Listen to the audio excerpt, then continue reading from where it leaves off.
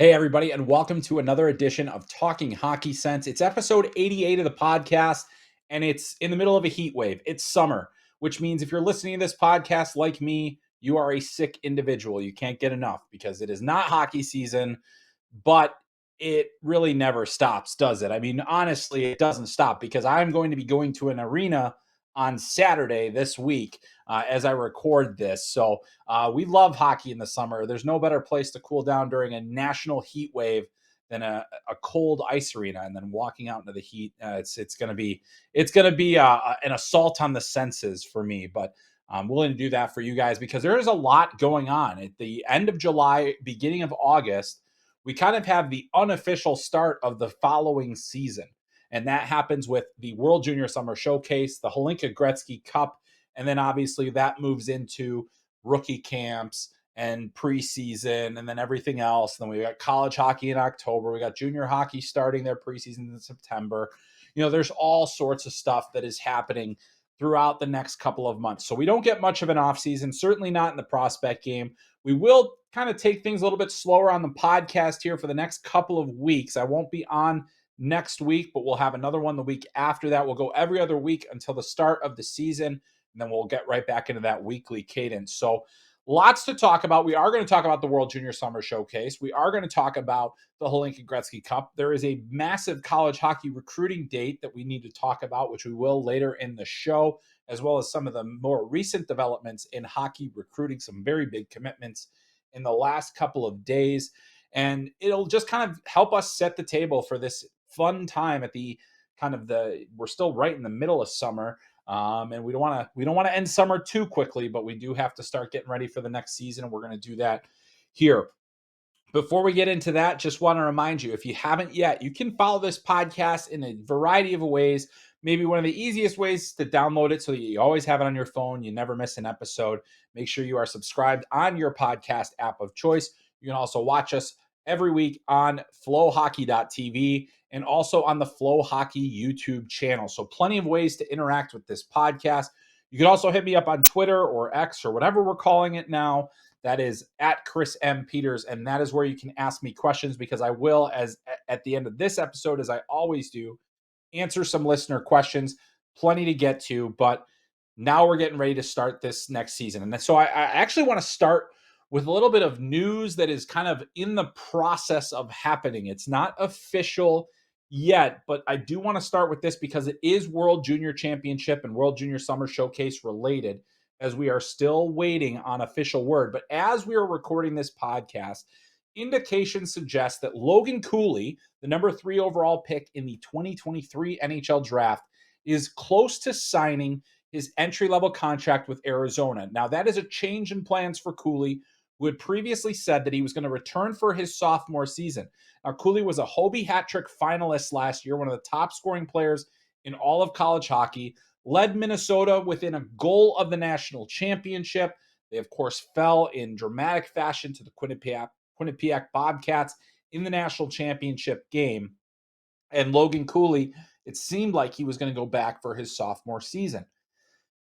That kind of started to change a little bit more. At least we got wind that it was starting to change when he talked to Craig Morgan of PHNX, and just a phenomenal NHL reporter who, asked Logan about his plans for the season and getting ready. And Cooley basically dropped the hint that I'm not 100% going back to Minnesota next year. We're still talking with the Coyotes and seeing what's going to happen. Well, as we sit here, the deal is not done, but I'm guessing by the time this podcast drops, Logan Cooley will be an Arizona Coyote and no longer a member of the Minnesota Golden Gophers program. That is a pretty significant loss very late in the game. It puts the Gophers in a bit of a bind because you thought you were going to have your number 1 center, and maybe now you don't. And that is definitely going to be troubling for head coach Bob Motzko and others. They have a great recruiting class coming in, led by guys like Sam Rinzel, Oliver Moore, 2 Chicago Blackhawks prospects that were first-round draft picks. They have some top quality players kind of in the wings, but they're going to have to scramble a little bit and make sure they find the right fit for somebody to fill in. And you obviously can't replace a Logan Cooley. You're already trying to replace almost an entire D-core with a lot of veteran talent that is gone. Ryan Johnson, Jackson Lacombe, Brock Faber, all gone. They still have some guys that are returning there, But now all of a sudden, Minnesota is like, hey, we have a chance to win a national championship with Logan Cooley and Jimmy Snuggerud and the incoming class and some of the guys that are returning for 50 years and different things like that. And now the Cooley situation kind of pops up. Now, this also puts Team USA and the World Junior Championship for a bind because you look at Logan Cooley, and odds are he was going to be the number one center for this team. He was invited to the World Junior Summer Showcase, declined the invitation. And now that he's signing with Arizona, perhaps we have a little bit more evidence as to why he turned that down. Now, I think that there was always a possibility that Cooley was going to turn pro and be a one and done. What changed in the last couple of months since he had committed to coming back? I'm not really sure. There is still uncertainty about where the Arizona Coyotes ultimately are going to play in the future. They can't, they're currently playing at Arizona State University at Mullet Arena, but that's not a permanent situation. I think that the uncertainty of the team may have caused Cooley a little bit of, consternation, and maybe said, hey, like, I can go back to school, get another year of development, let everything kind of let the dust settle and go. But I think, he was able to be convinced by Arizona, especially at development camp just a couple of weeks ago, that, hey, now's the time to turn pro. And they certainly need him. It's not like they need young players. They need guys that are going to be part of the solution in the desert as they try to build something there. And Cooley is a centerpiece of that team. He's the number one prospect in their system. He's, one of the best players that came out of the 2023 draft, at least at this very early stage. He's a player that I had number one going into that draft because I think he's one of the most dynamic, skilled players. And you look at the impact that Jack Hughes has had in his career. You look at some of the other undersized players that play with such pace like Cooley does. And I'm sure Jack Hughes is a little bit instructive to him in terms of how he's going to play. And, he's going to get an opportunity. But now Team USA, who is going into their selection camp, which we're going to talk a lot more about here in a couple of minutes, they have to start preparing. And it's good that it happened before eval camp because now you can start trying different guys out in their positions. But you lose your number one center, and Logan Cooley was the leading scorer on the team last year. He was a very integral part of that team, and it was a guy that you really needed something from in this tournament. And I think the U.S. is a very considerable I wouldn't call them the favorite, but they are certainly a team that is absolutely in the mix to win the gold medal, and even more so with the Logan Cooley. That just adds more depth. It gives you more options at center. But I think there's enough talent to overcome that loss because you got to kind of move guys around a little bit. And now guys get moved up the lineup. So it's an interesting situation. But that's not to say, like, there is also the possibility that Logan Cooley gets loaned back to Team USA. We'll see what the Arizona Coyotes are doing. We'll see how Logan Cooley's development is going. Well, the Coyotes did loan Dylan Guenther back to Team Canada last year. Guenther ends up scoring the game-winning goal in the gold medal game in overtime. You've got, Shane Wright was sent back, played and captained that Canadian team at the World Juniors. So there is precedent for that. So USA may not be without Logan Cooley, but I think you have to prepare as if he's not going to be available to you because I fully expect Logan Cooley to be a day one player for the Arizona Coyotes. And then I expect him to be an important piece of their team and probably developing at enough of a pace where they say, hey, let's keep you in the NHL. No need to go back to the World Juniors. So we'll have to wait and see. But, Logan Cooley is a two-time World Junior player. Played in the Summer World Juniors last year, played in the winter. Team USA did win a bronze medal. He was a big part of that team. And now they have to move on without him. So let's talk about that. Let's talk about World Juniors and the World Junior Summer Showcase, which is going to get going in Plymouth, Michigan later this week. Players will arrive, I believe, on Friday or Thursday, and then they will start going. There will be a team from Finland and a team from Sweden there as well. Team USA has been split into two teams, USA White and USA Blue. The way the schedule is set up, they are not going to cut things down and combine the teams, which is something they've done a little bit more frequently in recent years in the summer. They will continue with the split squad. So the U.S. has a very big roster. They've got a lot of players that are coming. Obviously, now they won't have they were never going to have Logan Cooley in camp, but now they have some options. So what I wanted to talk about, in addition, now that we know that the likelihood of Logan Cooley being available to Team USA is less than it was before, How do you fill that void? Well, there's a lot of options. I mean, Team USA has got plenty of centers. This also kind of puts the focus on Cutter Gauthier and the role that he's going to play for Team USA. Last year, he was a wing with Cooley and Jimmy Snuggerud. Jimmy Snuggerud, who played with Cooley at Minnesota and then at the World Juniors, that line was outstanding, and it was one of USA's more consistent lines. But I actually thought that Cutter Gauthier played his best hockey at the end of last season as opposed to the World Juniors. He played for the men's world championship team, played in the wing in that tournament as well, but he was a center all year at Boston College. And so, the Philadelphia Flyers drafted him 5th overall, believed that he was going to be a center. And I think that Team USA could potentially have him in that position as well. With Logan Cooley out, it creates a little bit of a void. And I think that you want Cutter Gauthier to be playing a lot and having the puck a lot, and he'll do that at the center position. So we'll see if that, what role he plays. That'll start in camp. But then there's also guys that can step up. Will Smith will be an option down the middle. Charlie Stramel will be an option down the middle, probably lower in the lineup, though. A guy that's a returning player. They have centers in the mix, and there are guys that are going to be able to kind of fill some of those voids there. Having Oliver Moore, as I mentioned, to play in the center position. The Frank Nazar is back as well. Will he end up down the middle? There's a lot of different ways that they can kind of go with that. But, losing Cooley, you lose a bit of a dynamic element. I still think this team is exceptionally skilled with guys like Will Smith, Gabe Perreault, some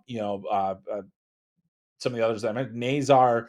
We'll see is Isaac Howard get more firmly in the mix now as an option. He didn't make the team last year. Can he be a guy that fills in? But there are going to be players who are going to have to step up. And I think a lot of pressure ends up on the shoulders of Will Smith, the number 4 overall pick from the most recent NHL draft, and the San Jose Sharks prospect. I think that because he's been a number 1 center, he had a tremendous under 18 world championship where he nearly set the single tournament record for the U.S. Got very close to Jack Hughes there. And I think that that's a really impressive thing that Will Smith did. And I think that resonates. And we'll see if that's the kind of role that he's going to play for Team USA going forward here. But, I'll tell you what, the depth at forward is really the strength of this team. I think, I think having guys, a lot of returning players is really important. You've got, Rutger McGroarty, you've got Charlie Stramel, Jimmy Snuggerud coming back, Cutter Gauthier, who we mentioned, Gavin Brindley, who played a role down the lineup and in a penalty killing role. And then you have some of those other guys that you can filter in. Cole Iserman, an underager, going to be in this tournament. James Hagan's another one in that, could both of them make Team USA? Logan Cooley's absence makes the need for more dynamic element players on their roster, and that creates a little bit more of an opportunity. I think Iserman has a real good chance to be on there. He had 69 goals last season at the National Team Development Program. So, goal scoring is not necessarily going to be a fear for this team. But I'll be interested to see how other players step up. Quentin Musty, who played in the Hlinka-Gretzky Cup last year, played in the OHL, first-round draft pick of the San Jose Sharks. He's got an opportunity in front of him to make this team. He's a bigger forward, plays a little bit of a heavier style, has a playmaking ability. Team USA needs that. There's not a ton of size up front. That's why you look at guys like Charlie Stramel, Jimmy Snuggerud, Cutter Gauthier. They're going to play pretty outsized roles on this team. Then you've got some of the other guys like Ryan Leonard and Will Smith and Gabe Perreault. Where do they fit in? What kind of roles are they going to play? Gavin Brindley, does he play higher up in the lineup this time around? Frank Nazar, is he back to health? Is he 100%? Can he be that dynamic player that we saw in his draft season? I think he came back from injury last year in Michigan, and that's a guy that, we're just kind of waiting to see. Is he going to be able to take that next step? Is he fully recovered, fully healthy? Because when he is, he's a solid player. So USA has plenty of options. Where it's a little bit more wide open is on the blue line, and that's going to be fascinating to watch as well. They're returning 3 players, although Seamus Casey didn't play in the tournament, but Seamus Casey, Ryan Chesley, Seamus Casey was one of the last cuts from Team USA, and then Lane Hudson and Ryan Chesley are the only 2 returning defensemen. Now, Team USA has, with Chesley, with Chesley and with Hudson, you've got players that, are, with Hudson, he's below average in size, Chesley more on the average side. There's not a lot of kind of variety of size though. But that kind of makes it so you look at guys like Sam Renzel, Chicago Blackhawks first round pick. He's still he's a long-term project. I think if you're a Chicago Blackhawks fan, he doesn't make this team, don't freak out because there's still a lot of development time ahead for him. But a player his size with his skating ability, his ability to move pucks, you have to view him as a real potential option for you. Same with Garrett Brown, who I think is a solid defender. He's played, some good high-level hockey. He's a fourth-round draft pick of the Winnipeg Jets. That's a guy where you say, okay, we like the big frame. We like his defensive style. We think he can fit in. That's big for him. Guys like Jackson Dorrington is another one where, he's kind of got a lot to prove to be there. But that's the thing is this team has to find ways to kind of manufacture balance in their lineup. A lot of their defensemen are sub 6 foot defensemen, and I think that in this tournament it's really hard to win that way. Even though the U.S. will be able to play at a higher pace, if you put the focus on puck moving and speed, you have a chance. But I think you look at Canada, you look at some of the other teams that will have size to their advantage and play a heavier game. You have to be prepared for that. I think Sweden's who's hosting the tournament, they're going to have a team that's got a good mix of size and skill in their group. They're going to have really good defensemen. They're going to have some guys that play with a little bit more edge. They're going to have good goaltending. So, you really need to find ways to cut through. And quite frankly, this age group for defensemen is not the strongest, not the 05s, not the 04s. You move on, you don't have guys like Luke Hughes. I went through the entire Hughes family there. So you have to move other guys into those roles. And, I think Lane Hudson is going to play a substantial role on this blue line. He played at the Men's World Championship, but the thing is are you going to have him in the heaviest minutes? Are you going to have him playing 23 minutes a game? Not necessarily certain that that's the best use of him. Ryan Chesley has to step up. I think Seamus Casey, who was just on the cusp of making the team last year, ended up not making it. I think is a guy that should have a chance to do that this season, to be there and to be that dynamic puck moving skating element that he brings to the table. But this is a blue line that's going to have to find ways to be balanced because they have so many good puck movers and good skaters.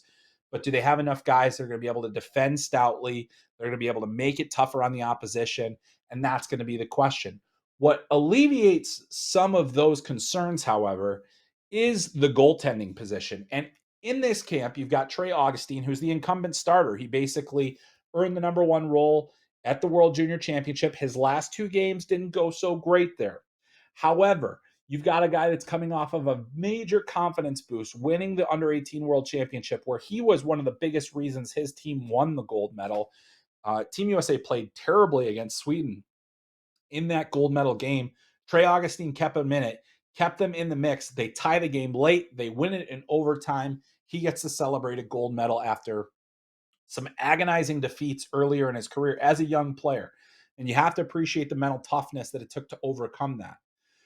But I don't think the starting job is Augustine's automatically. I think there will be a competition, and I think there's really only one player that's a viable competitor to him among the 5 goalies they've brought to this camp. And they're going to be on opposite teams. So there's going to be some head-to-head here that I think is going to be really fascinating. That's Jacob Fowler, drafted by the Montreal Canadiens.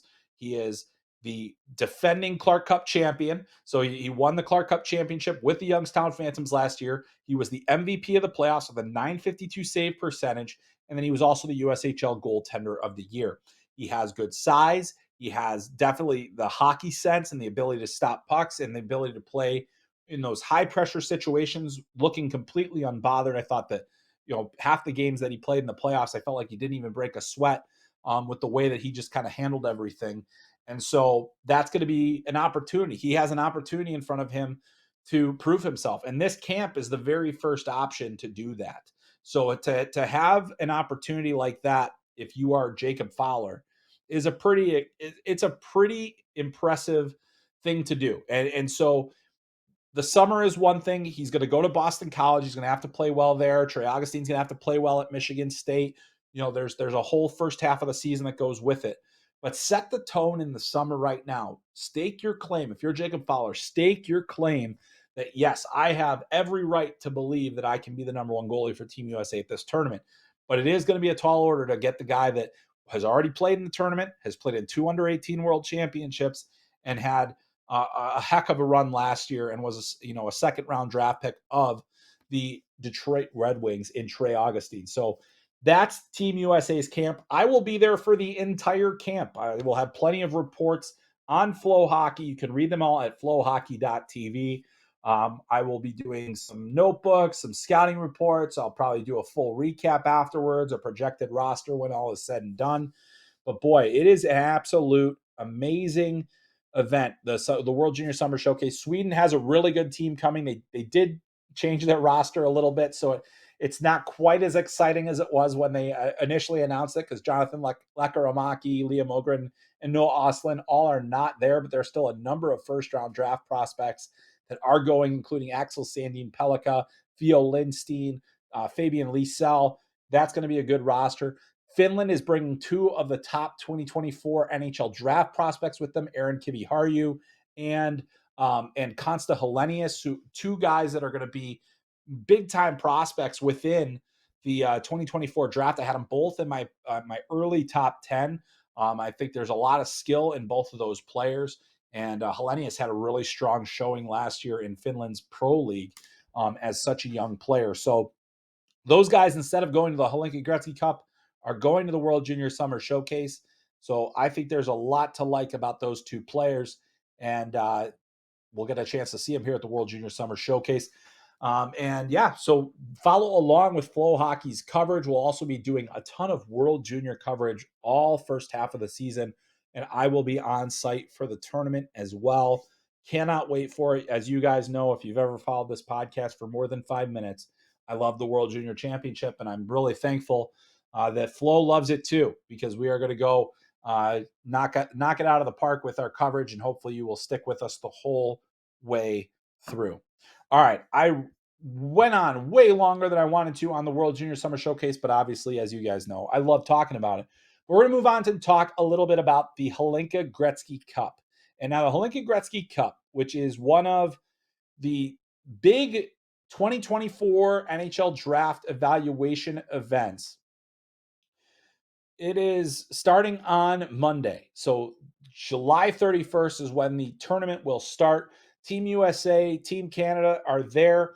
The Canadian roster, I mean, they are the heavy favorites, a ton of star power in that roster. Not only do you have a top 2024 draft prospect, or a couple in guys like Sam Dickinson and Berkeley Catton, you also have guys that are draft eligible in 2025, most notably 2007 born Michael Misa, who got exceptional status to play in the OHL last season.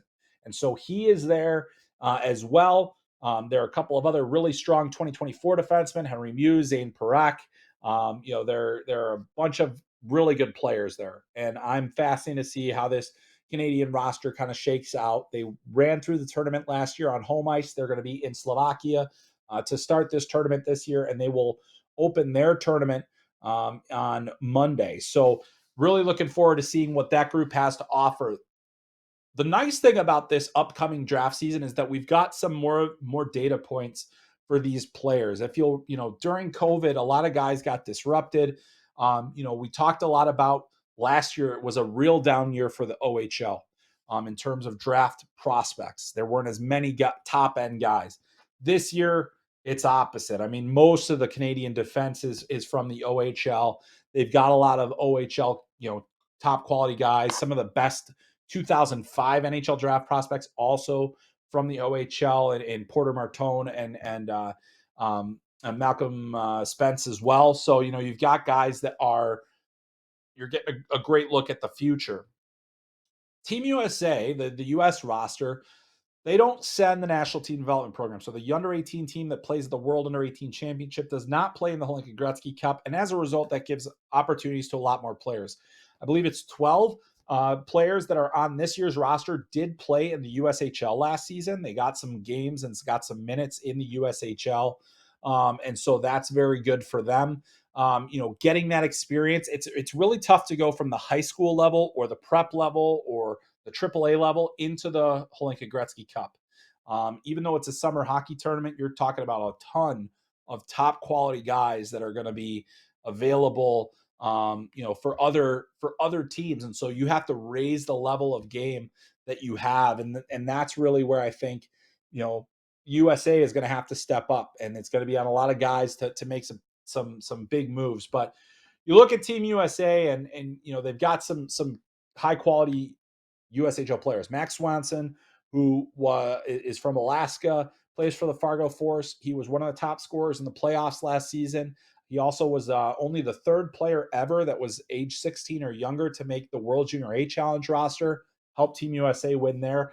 That level of experience is so important. Now, Swanson's not a big guy, but he's highly skilled. He's got some quickness. He's going to be a very important player for Team USA, as will Trevor Connolly.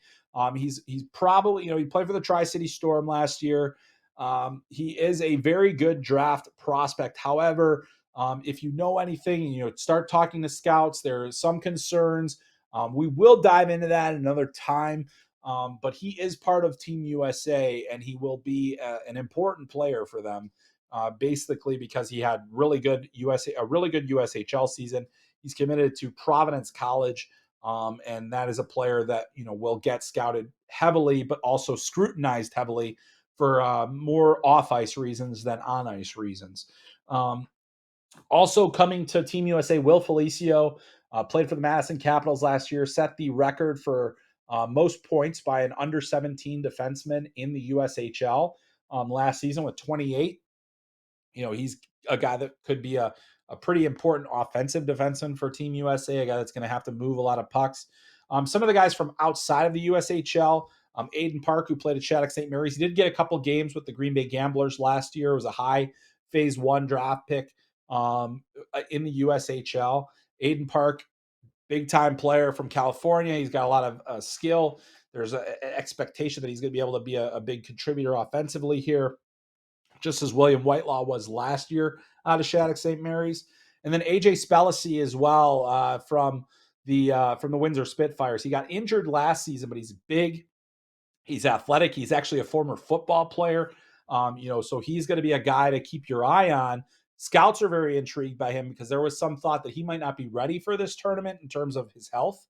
He is, and that gives USA another player with high-level junior experience that can make some plays and be a guy that brings size and experience to the team. So very good there.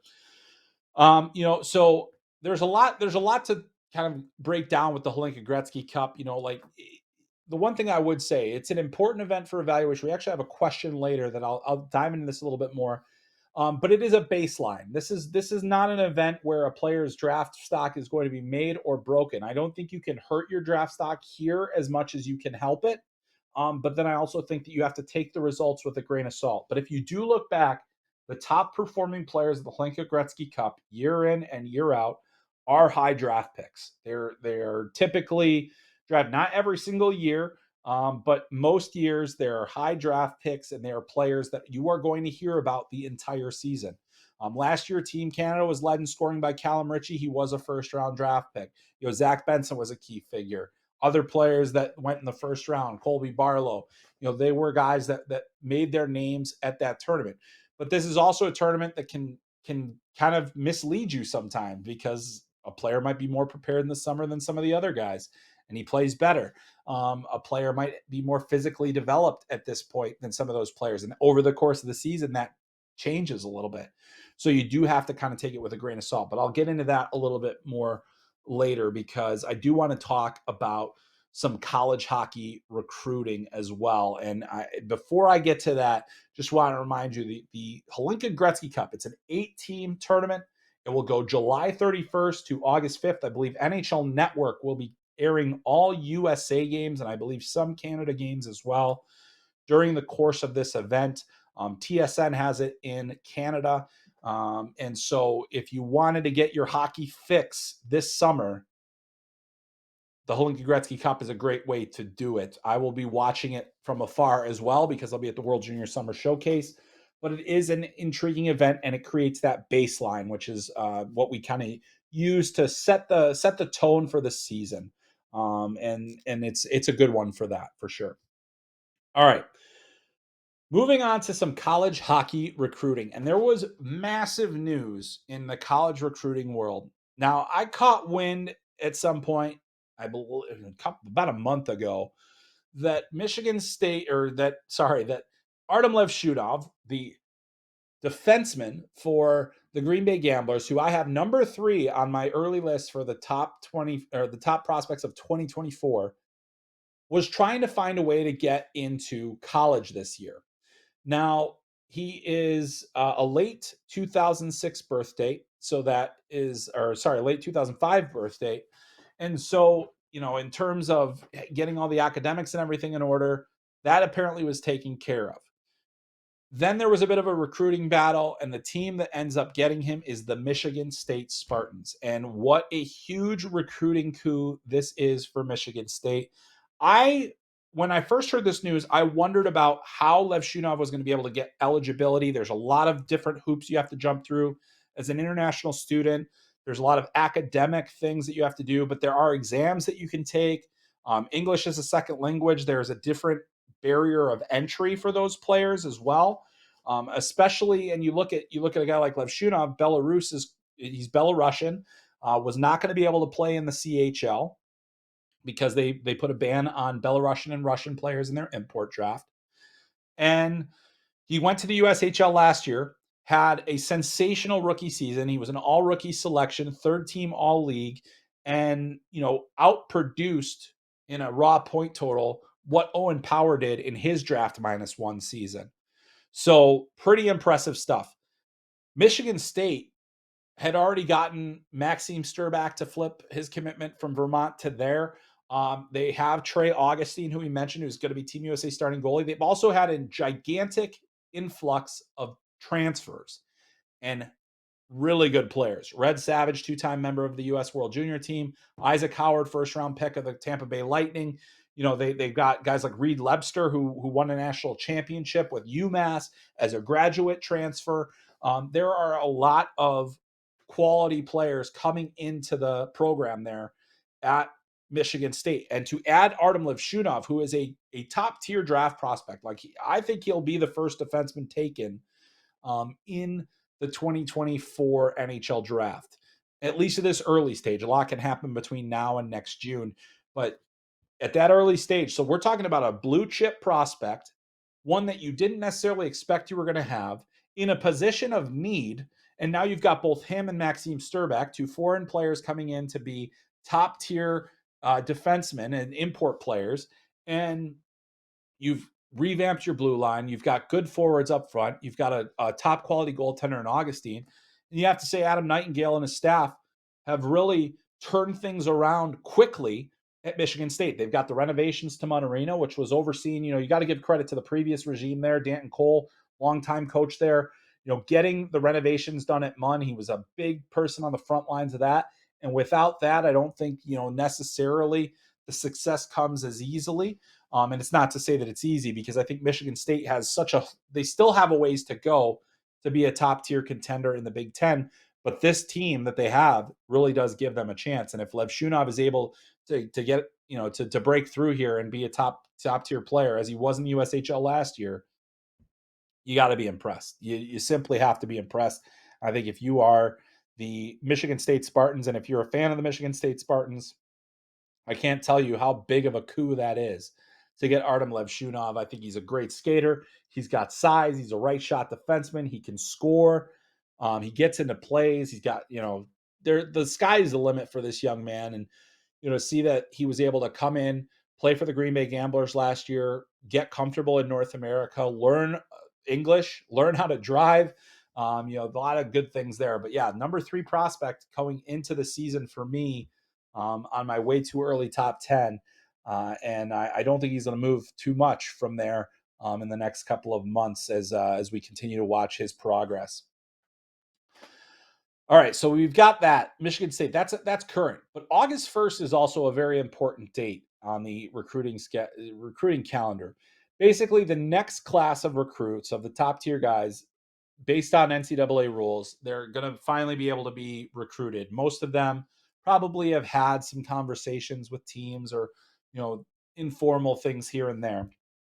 But there is a really good group of young players, including one that we'll see at the World Junior Summer Showcase this week. So um, August 1st is when the 2007 born players and the late 2006s are going to be able to formally commit to school, and do what they have to do to go to those schools. So basically, just want to give you a couple of names to think about. And the one that is most notable is a guy who I think could be a top tier prospect for the 2025 draft, and that's James Hagans from the National Team Development Program. Played on the under 18 team as an underager last year, absolutely torched alongside Cole Iserman the under 17 World Hockey Challenge.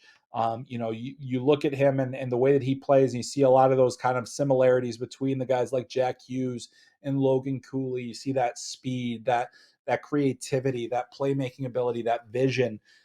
That's a guy where he can come in and really change your program.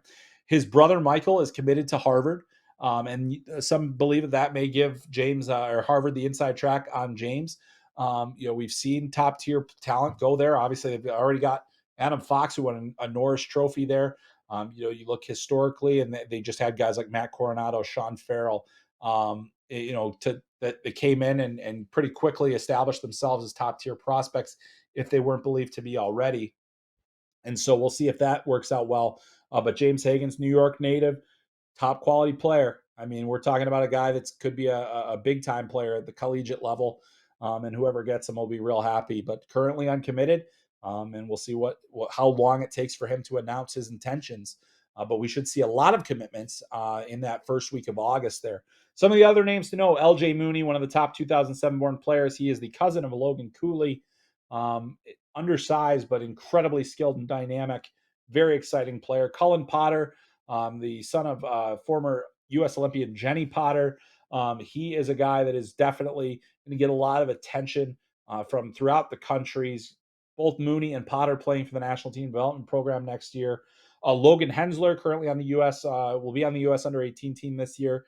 He's another guy that is getting pursued pretty well. One guy that just committed, EJ Emery, committed to the University of North Dakota.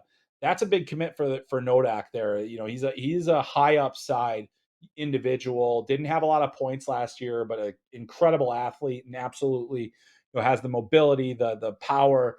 And as he gets stronger, he could add that more physical element. That's going to be a guy that gets a lot of attention as a potential commit.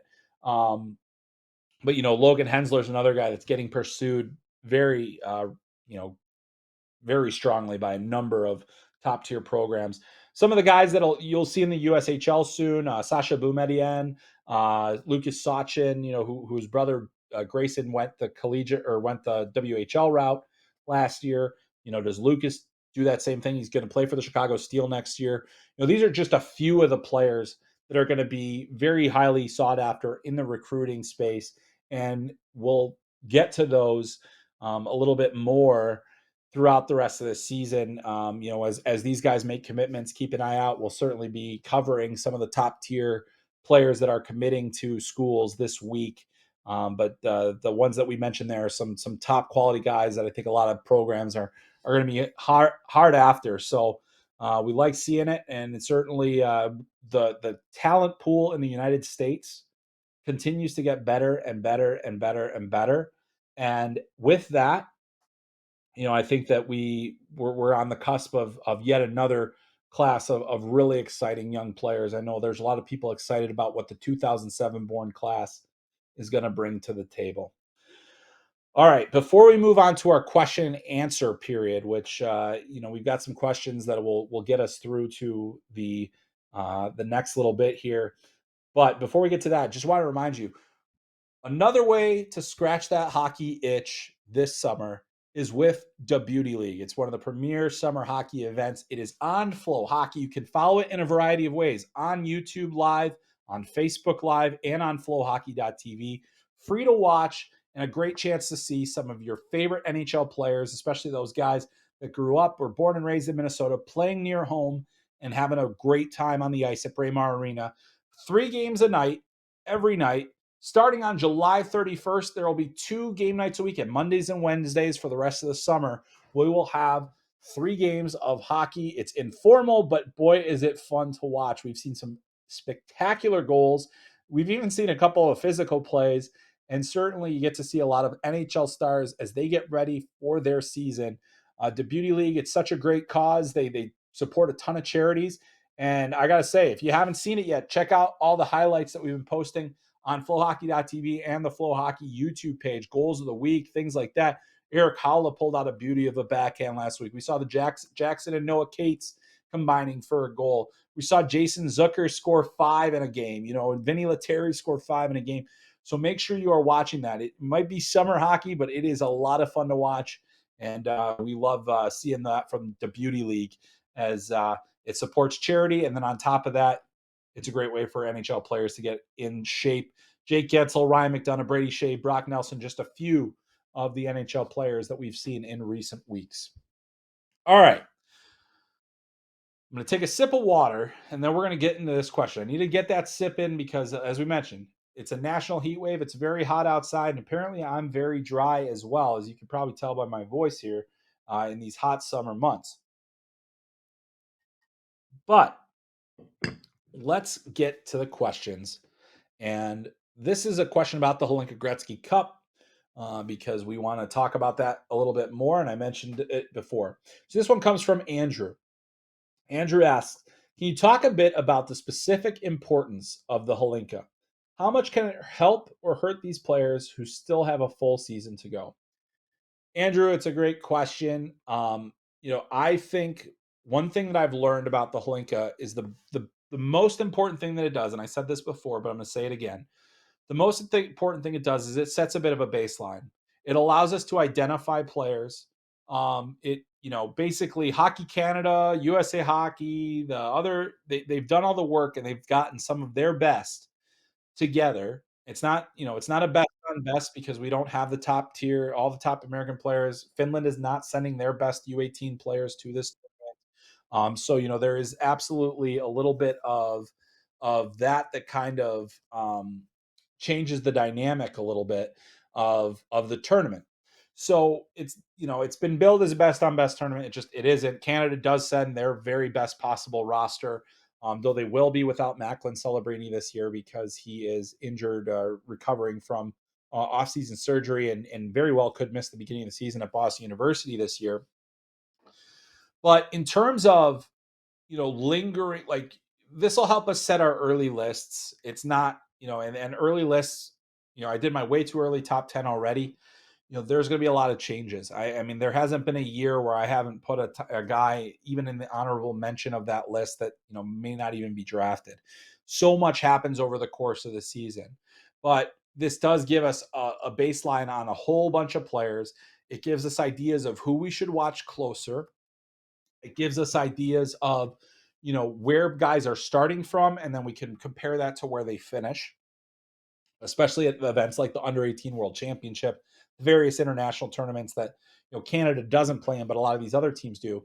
It's a great chance for us in the public to see more of these players that we haven't zoned in on because we were focused on the previous year's draft. Like, we're definitely keeping tabs on the next classes, but not in as great a number as you would like. So this does help kind of set a little bit more of a pool to kind of view and look at and say, okay, who are these guys? Where are we going to put them now? And then how do we categorize them later? And then really, the thing is in terms of importance, the importance is everything.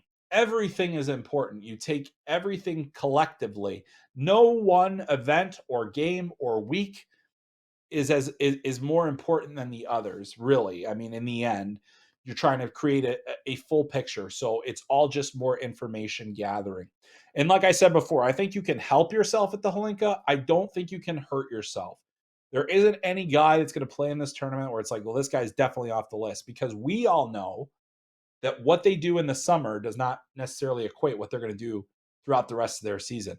I mean, there are some guys that you might have seen at the Hlinka-Gretzky Cup. You said this guy doesn't have a chance, and that might have colored your opinion for the rest of the season. But you have to allow yourself to erase previous viewings and just experience the player as they go forward. So, for us, it definitely helps kind of create a little bit of a clearinghouse for some of those European players, and then you continue to expand that list as the year goes on.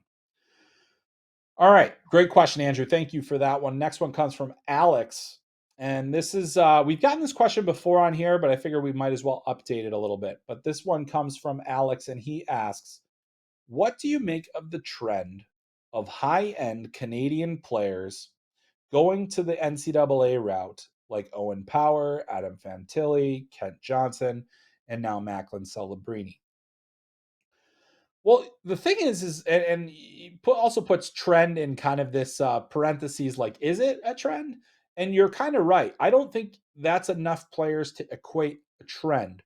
Um, certainly it's interesting to see that happen. Here's what I think part of the reason this works is. So the players that we all had there, all of those players decided that they were going to play in a league at age 16 that gave them options. They maintained their college eligibility. In the cases of Power, Fantilli, and Celebrini, it was the Chicago Steel and the USHL. In the case of Kent Johnson, it was the BCHL. And that allowed them to maintain their options. Now, in Celebrini's case, he is a very young player for his draft class. He's only just turned 17. Now, so he had to accelerate his schooling in order to have the opportunity to make the jump to college hockey a year early. So he will be in college hockey at 17 years old as one of the youngest players in the entire country. And that opportunity to play at 17 at the collegiate level is another push forward. So I've always said that the college route and the CHL route provide a mountain of benefits for very different ways. The one thing that I think you look at a guy like Celebrini or Fantilli or Power, they were seeking an opportunity to play up a little bit. I think college hockey is more of a hybrid between pro hockey and junior hockey than, the guys that make the jump from junior straight to pro hockey. It's not to say, that's makes it better. It's different. You're challenged in a different way. You're playing against players that are sometimes 24 and 25 years old, especially now with the COVID year of eligibility added. Some guys could even be 26 in college hockey. I know there are people that have a problem with that, but that's one of the benefits of college hockey is that you play against stronger competition. And that pushes you in a different way. So in the case of Adam Fantilli, he was able to not just be a great college player, he was a dominant college player. And now he's able to take that step into the pro hockey immediately. Not to say there are plenty of guys that do it from junior to, Connor Bedard's going to do it from junior to pro hockey immediately as well. But I think it's the opportunity to keep your options open longer. If you're younger, you have that opportunity to potentially accelerate your schooling and then play at a higher level or against older, stronger competition to better prepare yourself for the NHL. With more practice time and weight training time. And that's a big benefit as well. Adam Fantilli talked about the fact that, initially college was not on his radar. He had planned to go to the OHL for much of his life, but his brother goes to prep school in the US and then Adam Fantilli did that. You had, kind of a lot of things percolating. Then you had the pandemic. So he kind of got lucky that he chose the USHL route. And then the pandemic shuts down the OHL. So he would have lost a year there. And so he just keeps moving through. And then he goes to Michigan and he's the number 3 draft pick and he's already signed his NHL contract and he'll probably be on the opening night roster next year. And I think that's what some of these players want. Now, in the case of Owen Power, he and Kent Johnson, they both opted to return for another year of college.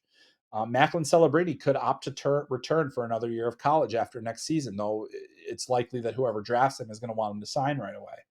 But it gives you options, and I think that that's probably the most enticing thing.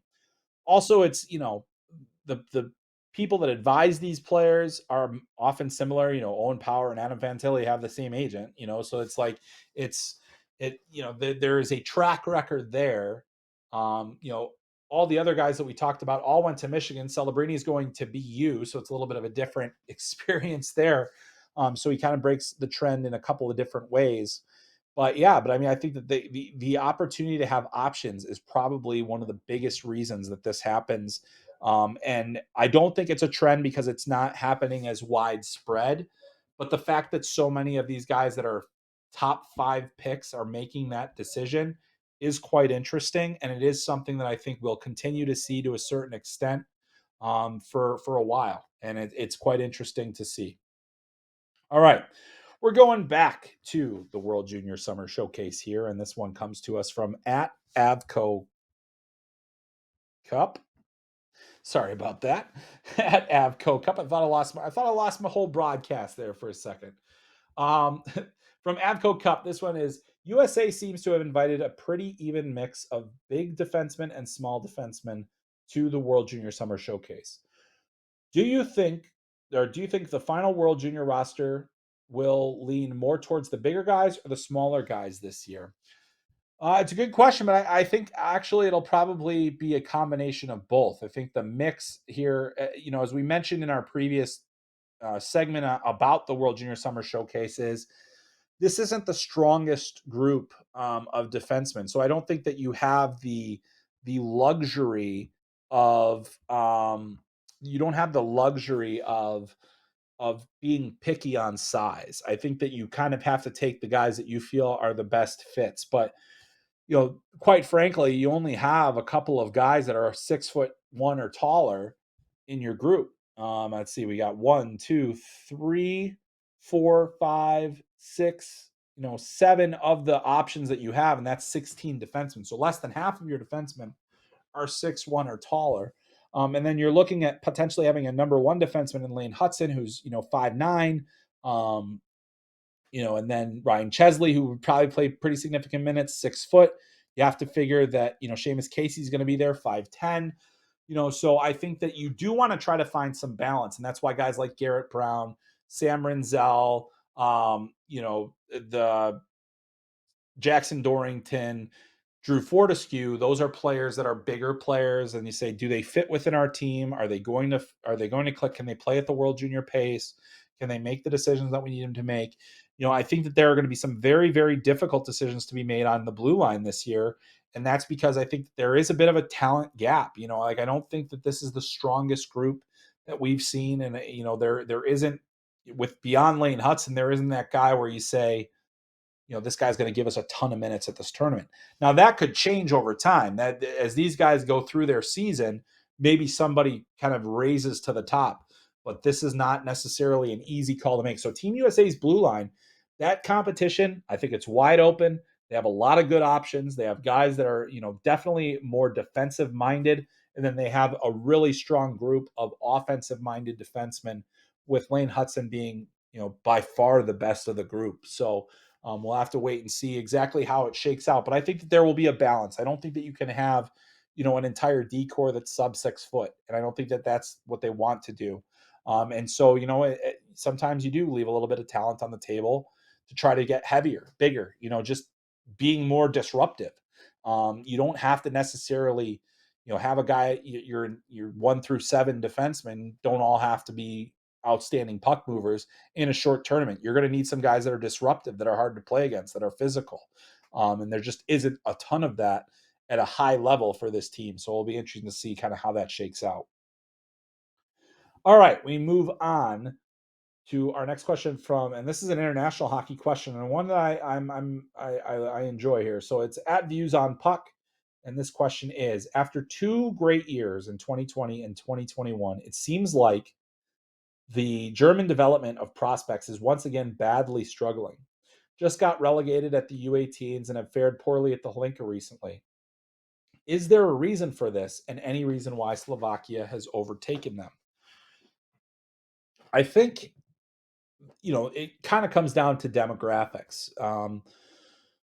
We're in a cycle right now where Germany's down a bit and Slovakia is way up. And it seems like Slovakia is up and continuing up. I don't think we're going to necessarily see as many high first round draft picks, but, you had Slavkovsky and Dvorsky and Nemec and, all these, we've got Maxime Sturback this year, Adam Guyon, we're in a bit of a resurgent age for Slovakian hockey, just as we were for Germany with Tim Stützle and Lucas Reichel and JJ Peterka.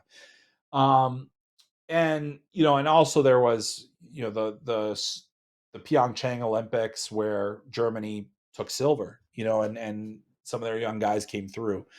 I think with the smaller hockey nations, there's a lot more of a cyclical nature to it. You look at Finland right now, and Finland doesn't have the depth that it's had in the last couple of years. Sweden has more. And you look at there's still a good chunk of Russian players, even though they're not involved in international hockey, won't be playing at the Hlinka, won't be playing at the World Juniors. Um, you know, but to go to Germany specifically, they're already dealing with a smaller player pool.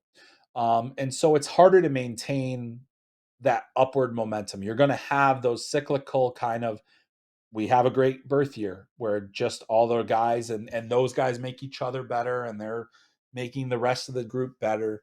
So I wouldn't necessarily be alarmed by it. One thing I will say too about Slovakia is that there's been a concerted effort in that country over the last several years to increase their development at the U20 level. They've had standing national teams that played in their pro leagues. They've had different things that they've done to try and enhance and formalize their development of these players. And I think it's worked to a certain extent. It's created more opportunities.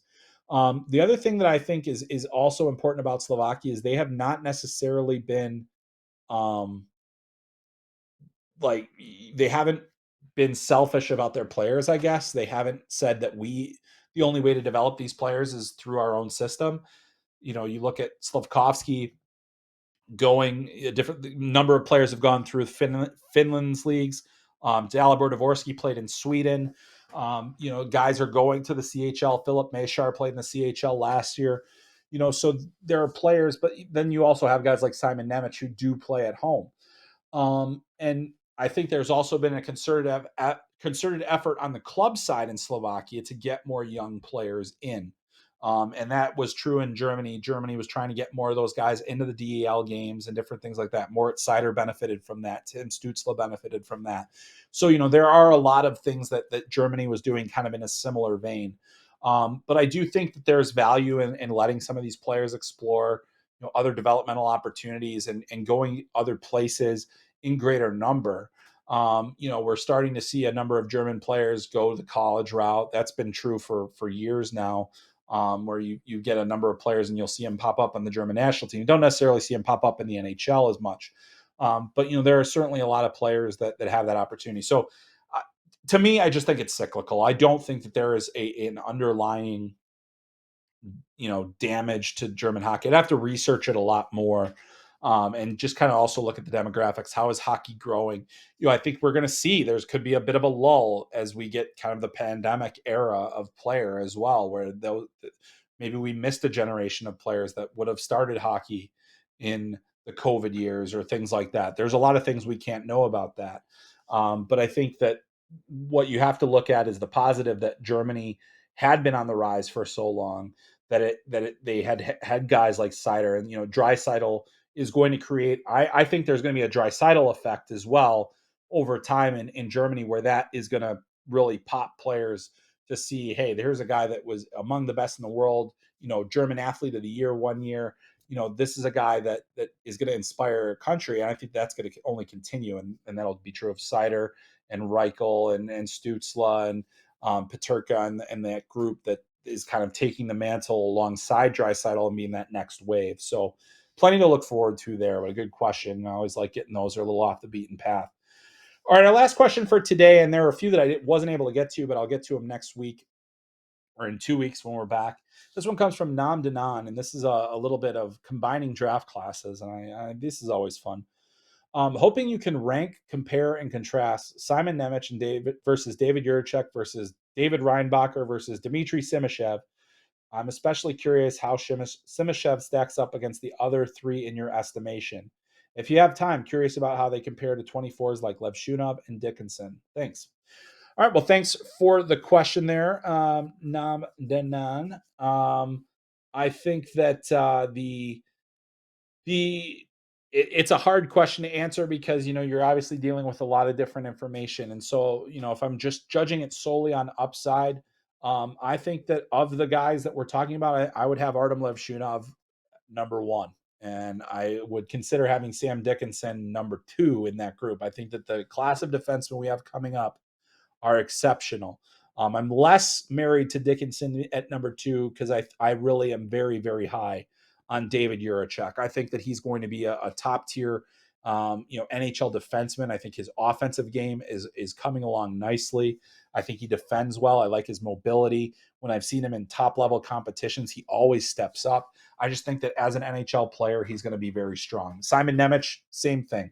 I would have both Jiricek and Nemec ahead of David Reinbacher, and I would have them ahead of Dmitry Simashev. So that said, I think of all of those players, Simashev might be the best pure defender, but what he lacks offensively is, is where the other players make up ground on him. I think Simashev is a really good player. I had him pretty low on my draft board. A lot of that was due to the Russian factor, and then on top of that, the perceived lack of offensive upside. I didn't see enough this year from him to suggest to me that he's going to be a productive defenseman. And I think that in the modern NHL, it's very hard for you to be a top pairing defenseman if you are not offensively productive. And I don't know if he will be.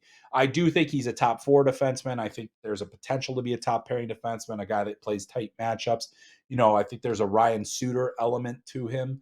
To a certain extent, where he is going to be a guy that eats a ton of minutes and can play in a lot of different situations. But I think that he's behind this group in terms of the offensive capabilities. The one guy, Sam Dickinson, I think is a really outstanding athlete. He's got goal scoring ability. He can move pucks. He's got skating ability. I think it's a little early in the game for me to put him in that conversation. So I think he'd trail a little bit there. But I said, like, in terms of potential, I at this very, very early stage, I think there's a case for him to be the second best. But the thing about Artyom Levshunov, I've watched him up close. I've seen him at the beginning of the season, at the end of the season. I saw a player that has all of the tools and all of the makings of a number 1 defenseman. I really do believe that. And I think that his offensive game is advanced. I think that he defends well. I think he's got good mobility. I think that if he continues to put it all together, and if he has that big season at Michigan State, like I think he will, he's going to be a very highly regarded guy in this upcoming draft, and potentially, one of those defensemen that kind of leaps over the last couple of classes of defensemen where we thought, hey, there's some really good players in there. Are they great? And I also think you look at, a guy like Lane Hudson with his size, he's not in that conversation. He wasn't part of this exercise, but you have to throw, you look at the dynamic elements that he brings to the table. And he, is he different enough to make that all work? So fascinated to see that and exactly what, how everything happens with him. But yeah, I mean, that is a really, really interesting, kind of thought exercise with all that. So pretty fascinated to see exactly where those guys end up. And I do believe that Dmitry Simashev, who I'm sure that question was mostly about, is going to be a very good NHL defenseman, and that's a good group to be among, regardless.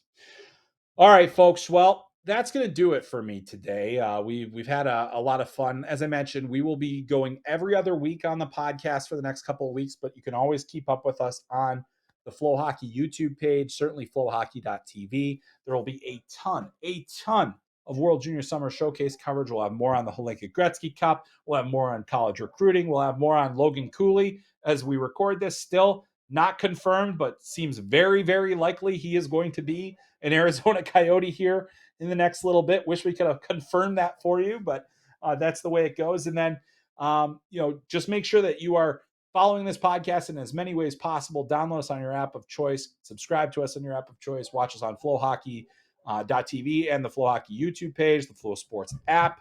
A lot of exciting things are coming very soon to FloHockey. We'll be able to talk about those more in our next episode. There's so much to go. Watch the Beauty League. Watch Talking Hockey Sense. Listen to it. Stay with us. Check out all of our stuff because we are going to have a ton of coverage and it's only summer. So imagine what the regular season is going to look like. Can't wait to get there. Hope you guys stay cool this very, very hot summer. Make sure you're staying with us. A huge thanks to everybody that asked questions today.